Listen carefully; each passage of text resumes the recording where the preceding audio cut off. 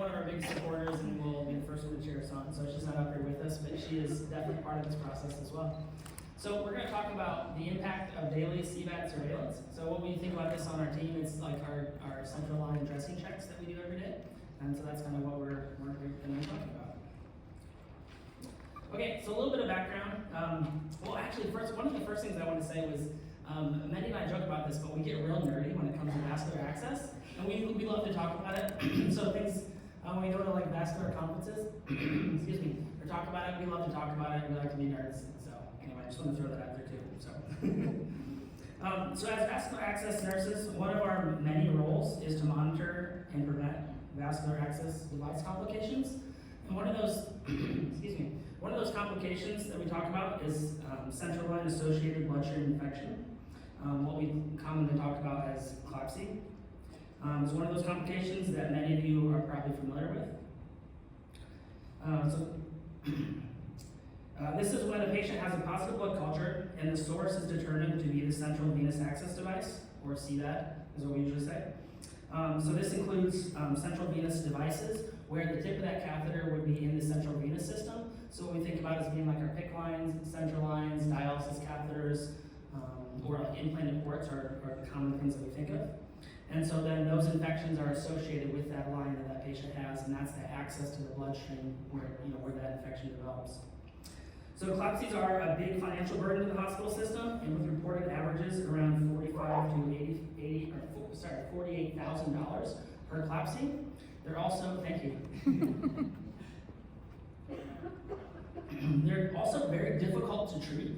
There's not just one thing that you can do for each time a patient has a CLABSI.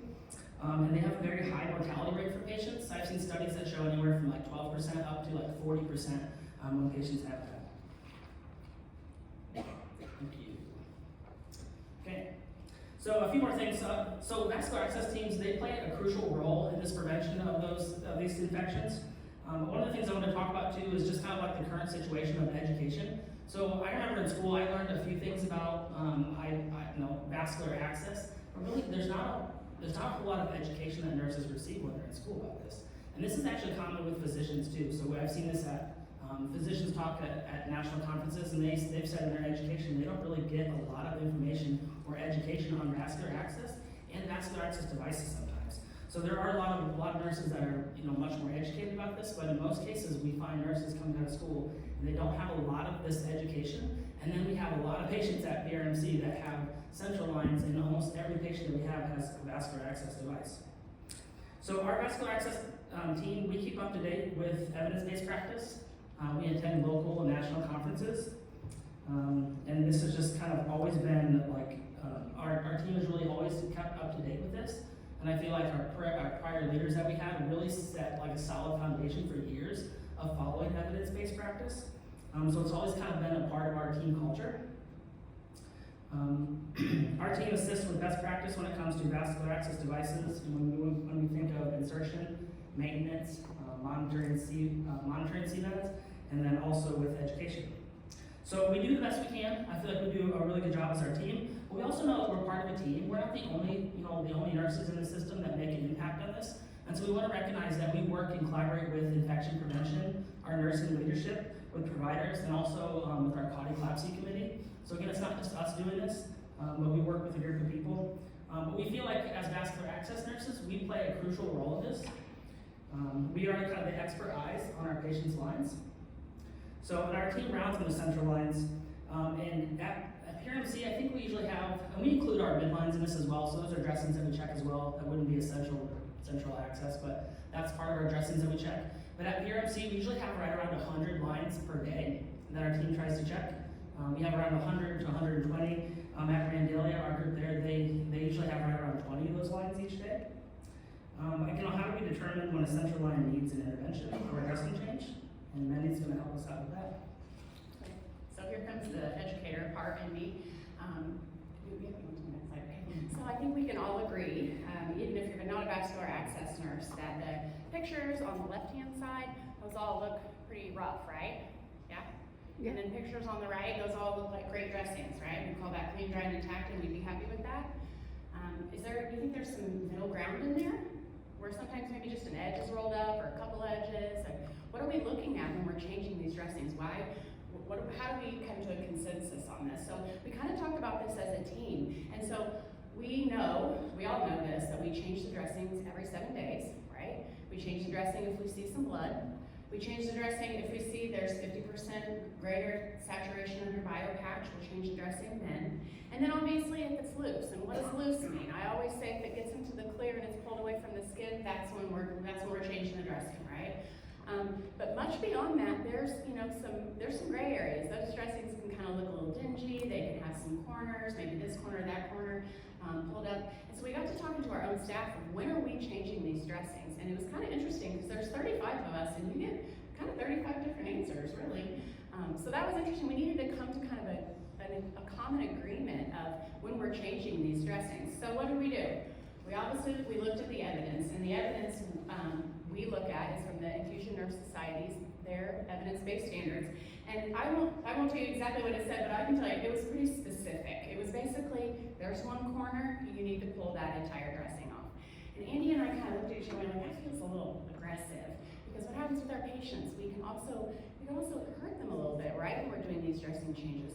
We need to think about their skin integrity. We also need to think about, do we need to open this dressing up? Is it really worth it if one corner's kind of peeled away? So we kind of talked with our team and we came to a consensus that if we think it doesn't meet the regular criteria of it's a 7-day change, it's not bloody, the bio patch looks okay, but just maybe a little bit of the edges are, rolled up, we need to think about, is it gonna make it to 7 days? If it's day 5 and it's just one tiny little corner, it's probably gonna make it to that 7-day mark.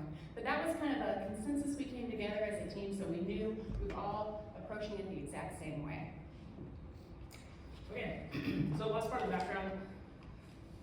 Post-COVID, Parkview started seeing some increasing CLABSI rates. So up here on the slide it shows what our rates were in those years. And historically, Parkview was always below benchmark when it came to those infections. What we saw kind of after that time, we started creeping up, and there were a few times where we were actually above benchmark, which was not common for our facility. So we had done a really good job in the past. So also during the same time, the time that the infection rates were increasing, we noticed a big increase on our team. And Mandy will talk a little bit more about that, which really led to a lower amount of our daily surveillance of those central lines. Our team really just couldn't keep up with the demand that was set up on our team and the expectations and just those requests that came in. And that was one of the first things that kind of went to the wayside were those line checks, because we had to do IVs and procedures. That was kind of the thing that we it basically got ignored during this time period. So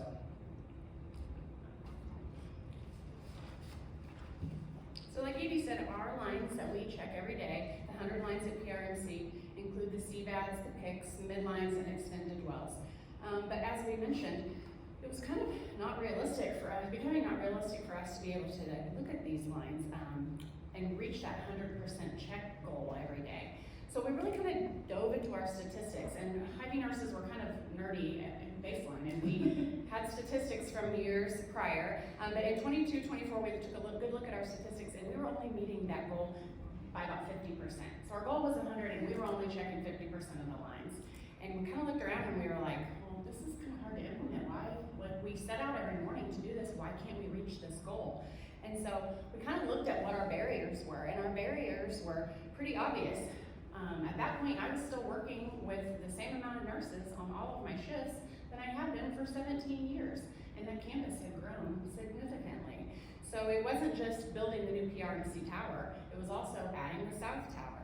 There was increased areas in outpatient that we were responsible for helping. We were seeing increased requests for IVs, for PIC lines, for all the demands on our team, dressing changes, all of it. It was just the workload was really building up, and we weren't able to sustain what we had set out to do, which was that 100%. Like I said, that had always been our goal, but we didn't realize how poorly we were meeting it until we really looked at data in 2022 to 24. So 2024 kind of got to a tipping point, and we could really kind of feel the stress in our department around this workload. We had nurses that were really gung-ho, we had nurses that weren't gung-ho, we had kind of everything in between, and we were just kind of feeling the stress, and you could kind of feel it with our coworkers, and we knew we needed to fix it. And so we really were lucky that Andy, when it was before, and I'll explain that in a second. He put together a business proposal to request more FTEs for our department. So AVA is the National Vascular Access Conference that we go to every year, and we had been to it in 2023. And one of the cool things is hearing at this conference. If you've been to a conference before, you kind of feed off of other like-minded individuals. But one of their keynote speakers highlighted the positive financial impact of vascular access teams. And I remember kind of like the whole room was like buzzing because everybody there knew what that meant. Like they knew that we are valuable, and we all know we're valuable, but now somebody's proven it financially. So it's kind of cool to watch.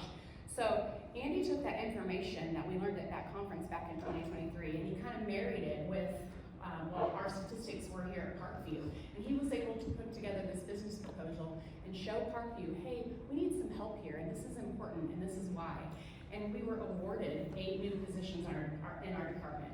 And I just want to say that he's kind of a rock star when you talk to other vascular access professionals, and that this little story comes out because people immediately are like, holy cow, how did you do that? Because nationally, vascular access teams are shrinking, and they are feeling this strain that we've been feeling. And here he gets to say, well, I hired 8 new people last year, and I got my hospital on board with it. So that's always a pretty cool piece to be a part of and see people light up when we talk about that. But we knew when we hired these 8 new people, we knew it came with some stipulations, and one of those was we got to meet that 100% goal again. How are we going to meet that goal? So we knew we wanted to meet the goal. We hadn't quite figured out how we were going to do that yet, but we knew that if we met it, we wanted to evaluate the impact of our surveillance on these dressings every single day. And then we also wanted to see, is there going to be a decrease in like the PRN dressing changes that we get requests for? So those were 2 things that we were going to look at. So I can tell you, as vascular access nurses, our big thing we love to do is what? It's poke, right? We love to pinch our patients. We love to get that access. That's our thing that we all love. I think we can all agree on that. The other thing we can all agree on is this is really important work, is doing these dressing checks. But we weren't meeting that goal, and some of that was just how we were trying to process it and do it. So it's not the best, I shouldn't say best, it's not the most enjoyable maybe part of our workflow. Andy and I both will tell you that. It's not our favorite thing to do, these dressing checks. It kind of seems boring, kind of seems monotonous. I would much rather be poking somebody than checking a dressing. But we all can agree that it's very important. So it's kind of funny because we knew the importance, we all kind of passed the buck on the work, right? So we set out to change that. But the problem is it kind of feels like you're looking for work when you have like 10 things, kind of on your to-do list. It's like, oh, let's see what else we can find. Let's check this dressing. So we know we needed to change that. And so one day I called Andy and I was like, I got a crazy idea. I know I'm the face of the person that really doesn't like to do these dressing checks, but I got an idea. Can we change our workflow in this manner that we kind of assign people instead of just going on good faith? And he was like, sure, it sounds like a plan.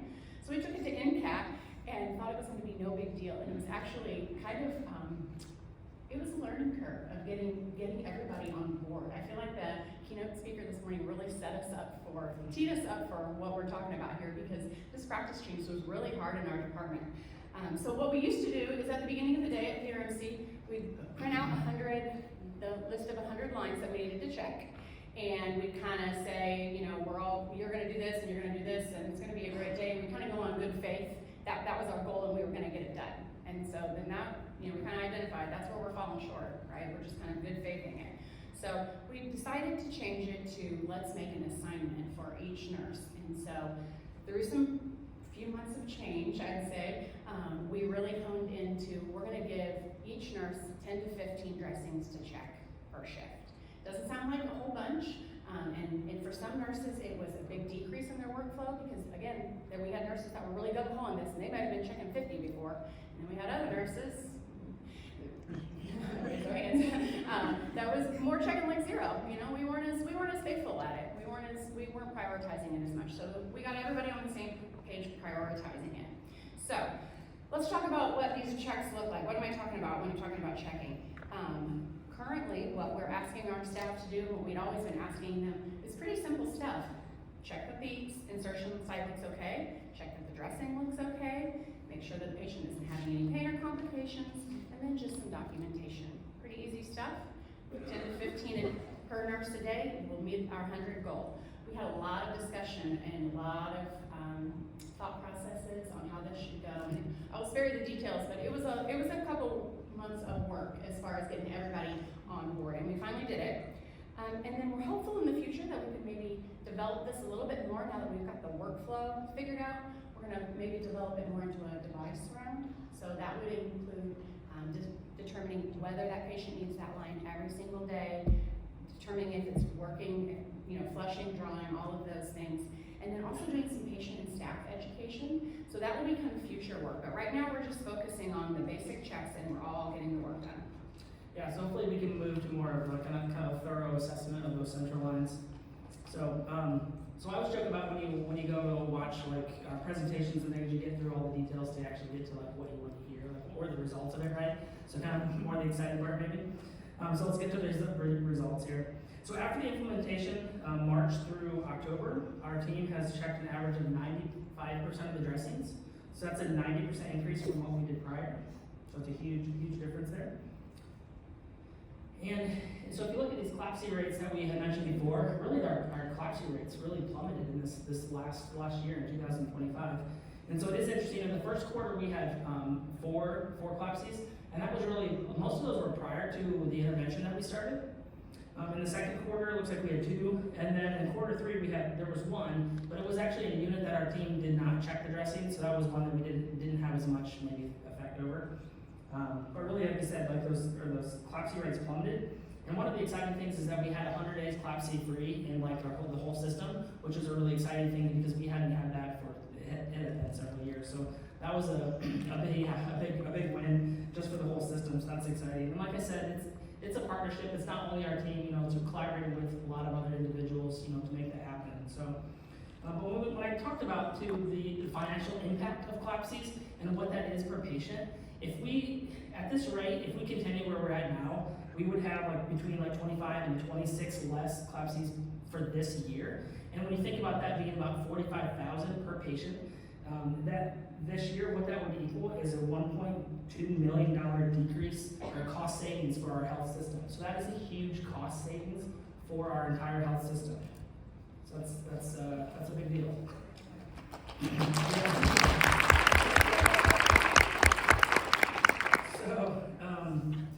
So one of the other results we talked about, well actually I'll kind of explain this. So when a nurse, if they need assistance from an IV nurse, they fill out this IV assist in Epic, so that's what you're kind of seeing at the bottom here. And one of the options that nurses have is that they can choose like a central line or midline dressing, like a change or some type of intervention with that. And so Mandy mentioned, well, the other thing that we wanted to look at was if those requests for our team to change dressings would decrease after this implementation. And so through this process, you can see the numbers that we have here. It kind of steadily started to increase over the years, and then this last year that we implemented this, it decreased to 6.79%. And it doesn't seem like it's that much of a decrease from like the prior years, like 3%. But really, that's kind of a clinical significant number because we're getting less of those requests, and what it is more preventative. So the things that we're doing are preventative, and we're preventing those complications from happening, so nurses are not requesting us. And although there is a lot more time spent looking at those dressings, that saves our team time going back and fixing those dressings that could be a problem, and preventing hopefully those problems from happening. So our conclusions. Kind of looks like this is possibly an effective CLABSI reduction strategy, right? We are being proactive versus reactive as far as infection prevention. There's obviously the financial benefit in the CLABSI reduction costs that Amy mentioned. And then also, we're highlighting our own worth, our own expertise as vascular access nurses. So that's really exciting too. Our long-term impacts, we're hopeful that this will continue and that we can really get these rates even lower.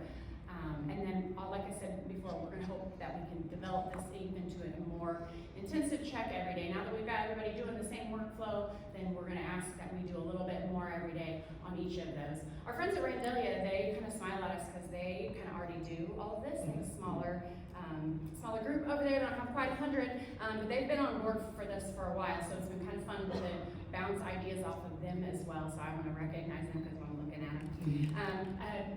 we're at the end of our presentation. I also want to thank our leadership. She's over there in the corner for always supporting us. And then our leadership includes Andy, because he is supportive of us always. Steph, you're always pushing us way out of our comfort zone, but mostly our team for all the work that they do. They're not all here. Like I said, there's only 2 of them here in the group, but we're just really proud of all the work, because this was a big thing to ask everybody to do every single day and then to make it sustainable. So